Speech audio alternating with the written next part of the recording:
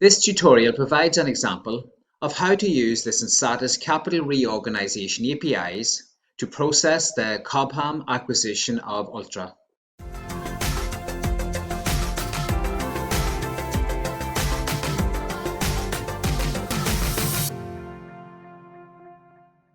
Under the terms of the acquisition, each Ultra shareholder will be entitled to receive £35 in cash for each Ultra share. Use the Reorganisation Add API to apply the reorganisation. Set the reorganisation type ID to 36 for acquisition.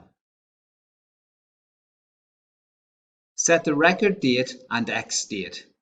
The reorganisation will be applied to open positions at the end of day on the record date.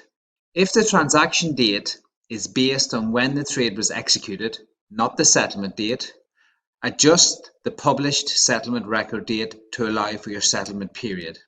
For example, if the published settlement record date is the 3rd of February 2021 and you're on a T+2 settlement, then the execution record date that should be used is the 1st of February 2021, which is typically one business day before the X date.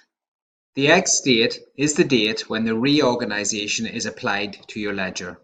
When processing an acquisition, the only other fields that have to be set are the offer price, offer currency, and description.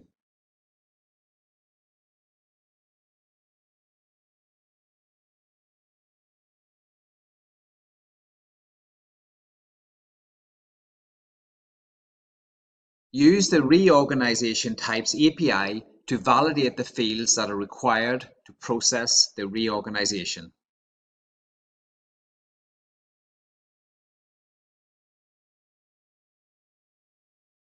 Should you need to delete the reorganisation, use the returned reorganisation ID and send the delete request using the Reorganisation Delete API.